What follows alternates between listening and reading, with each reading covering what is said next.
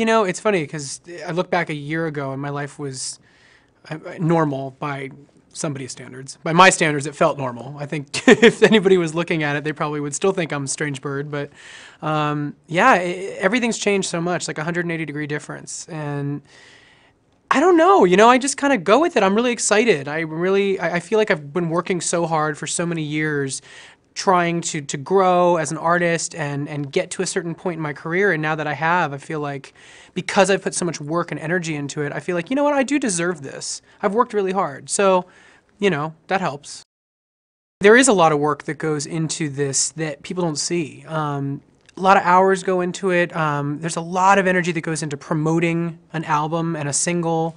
Lots of interviews and various media things, and you know, it requires a dedication and a work ethic. And there are times when I stop and I'm like, wow, I need to kind of get back in tune with my work ethic because this is hard. This is a lot of work, and I need another nap. When I got done with Idol, I decided to be honest about everything, including my sexuality. And I wanted to do that to kind of, you know, just get it out of the way, be honest so that it wouldn't be like a, you know, a question over and over again. People wouldn't be speculating so much about it. And I thought that was kind of it. My goal was never to have an agenda, was never to, you know, be a poster child for any sort of movement or anything like that. And then over the course of the next couple of months, it kind of just got projected onto me. It had nothing to do with what I was or wasn't doing. It was, you know, just brought to light. And, you know, the media had a big part of that. And, you know, in some ways I'm like, oh, guys, wait, this is not what I'm about. I'm about music, and I didn't sign up for this. But then there are times where I'm like, you know what, maybe it was bound to happen, and someone needed to be that presence. And if that's me, then, you know, I accept that. I really do. And with some of the controversy that went down where things were very sexual, I kind of indirectly set myself up to be even more magnified in that regard. So that wasn't my intention at the time. It was just to kind of like do the song, and I was up on stage and I was just feeling it. Now in hindsight, I look at it, I'm like, wow, you know, I really did kind of make my number very sexual, and it was about my sexuality.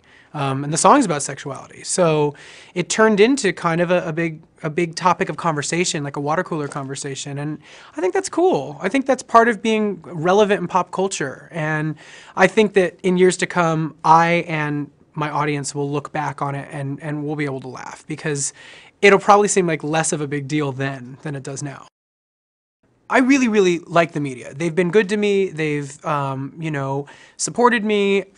But then again, there are moments where it's like paparazzi comes into your life when you're not working. You know, I went to the spa the other day, and there was paparazzi outside. You know, I was with a friend having dinner, and there was paparazzi, and there, you know, there's tabloids and rumors and all that.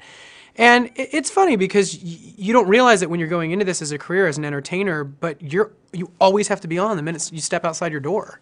And that's something that took some adjusting. But like I've said time and time again, I think it's worth it.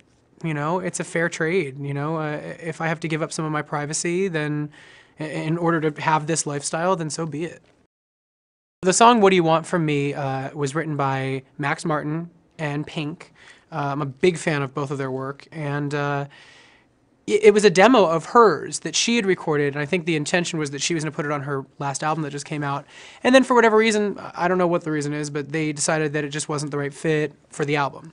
And so it was kind of floating around, and she's on RCA as well as myself, and it was passed along through the various people and the chain of command, and it dropped into my lap, and I heard the song, and I was like, this is cool. This is different. I thought that the beat kind of almost had like kind of an urban kind of groove to it, but then the song was very pop rock, very top 40. And then the most important thing to me was that the lyric was so interesting and so different and kind of universal. I felt after listening to it a couple times, I'm like, yeah, I think anybody could relate to this song. We've all been there in that moment. And then, you know, in regards to my career, it kind of took on a new meaning later when I started performing it as my second single. In many ways, it was my chance to ask the audience, ask America, and ask the media, what do you want from me?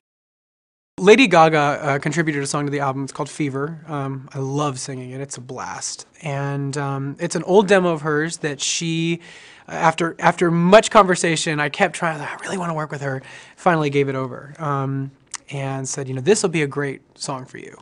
And we kind of redid the arrangement and made it a little more modern while still nodding to this disco kind of vibe.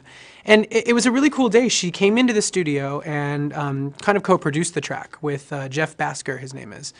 And it was interesting because I've been a fan of hers for a very long time, however long she's been out. I've been a fan of hers, and she always just has impressed me with her creativity, her individuality, her musicianship, and I didn't really know what to expect when she came in the studio. And she walked in and she was wearing a really extravagant outfit, which I was thrilled to see. It was like, wow, it's like that behind the camera too, cool.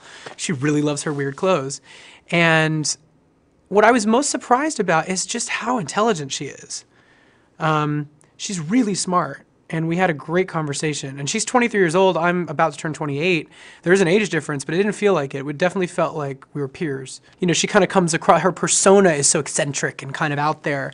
And when it comes down to it, when you're actually having a conversation with her about a real thing, she's a New Yorker. She keeps it real.